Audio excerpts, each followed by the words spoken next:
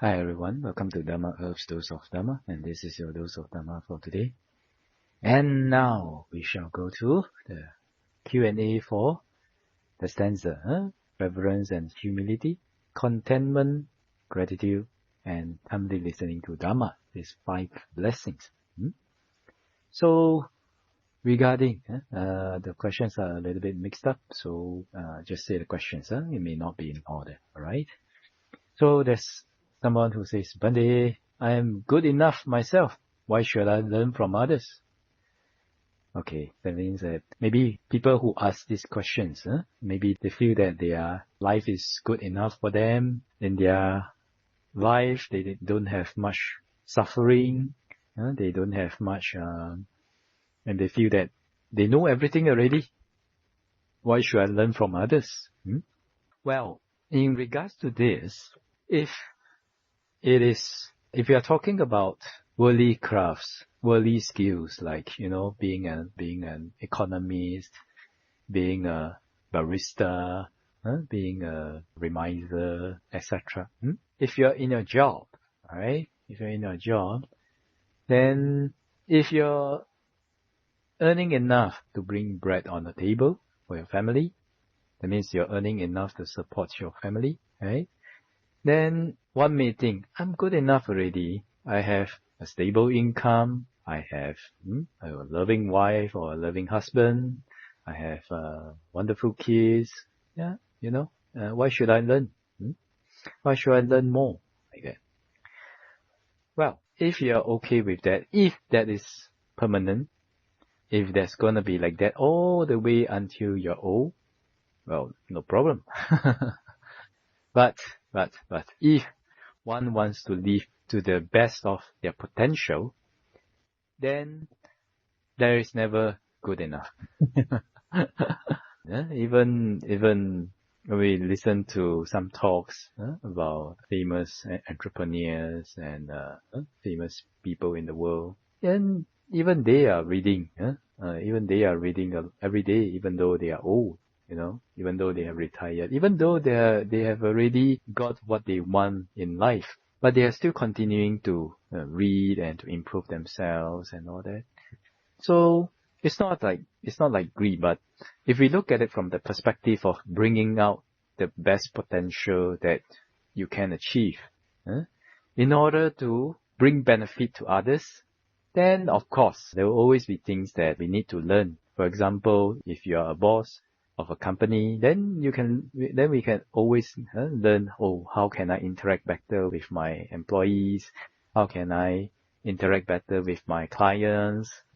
Right? And in order to bring them benefit, in order to understand them, in order to bring them benefit and let them be able to support their family and like that, right? We can also improve ourselves in order to be able to, bring up the business, build up the business, develop the business, so that the people working for us, the people who have trust in us as their leader, will also be able to benefit as the business develops, right? If we look at it from a worldly crafting, doing a business, sometimes it's not just for us.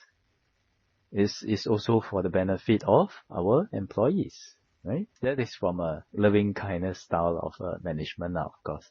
And when we talk about countries, right? If you are in the government service, in the public sector, in the public sector, and if you are working in administration, then the more we can improve ourselves, the more value, the more benefit we can bring to the administrations and to the people around us, isn't that so?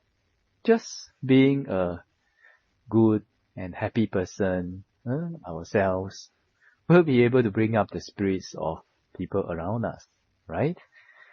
So how do you do it? How do you train yourself so that, you're able to be happy, to have a positive attitude every morning, every day? How to be positive and optimistic, but also pragmatic when you meet up with difficult situations or you meet up with difficult people. All these skills need learning, right? You don't really learn them much in school. These are the experiences that we have to develop, right? And also we can get to know them through books, through blogs, through YouTube, through many sources. So it's just a matter of whether you want to develop yourself to your fullest potential, or you just want to, in the West they say mediocre. Of course, there's no wrong in being mediocre. If you can bring bread to your family, that's okay. Because we also understand that everyone has a different way of living, and some people are just contented with that. And I mean, that's their personal choice, it's okay. But just saying that if we develop ourselves, we will be able to bring more benefit to others, okay? Like that. So it's up to yourself. It's your choice. Of course, if you don't want to learn from others, no problem. I mean, that's your life. It's your choice, right? I'm just saying that if we can develop ourselves better, we can bring more benefit to people. Then, and also to ourselves, because when we develop ourselves, we are the first beneficiaries of that knowledge, isn't that so? And then it comes down to Dharma. So about Dharma, as long as we are not Arahants, we have to keep learning. That's why the Arahant is said to be one that has no need to train anymore. Aseka, not a trainer anymore. He has finished the training. So until we are Arahants, until we have totally eradicated defilements in our mind, so we have to learn, we have to develop. Okay, I'm having this problem. If you're a meditator, but you're also a layperson at work, then you may meet up with some things at work and all that. Then you may think, oh, I'm still having some emotions. I'm still having some trouble. I'm still angry. What can I do? What can I do to overcome this defilement? Like that.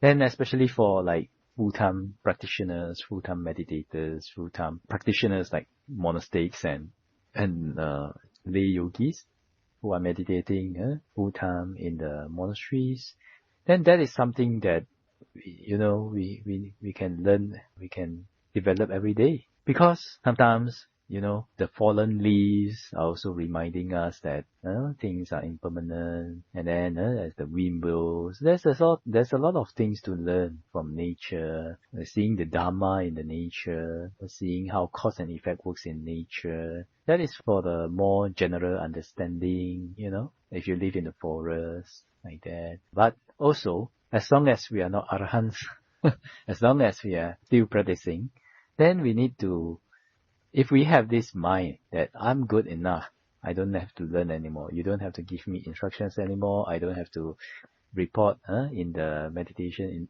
interview anymore.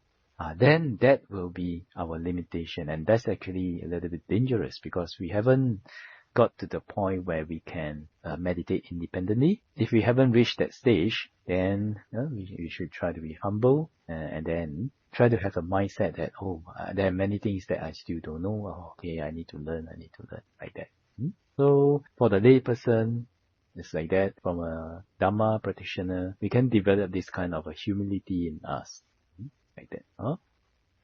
Okay, so this is your rules of Dhamma for today. I wish all of you to be well, peaceful and happy, and may the Triple Gem bless all of us to be able to attain path, fruition and Nibbana as soon as possible. Sadhu, sadhu, sadhu.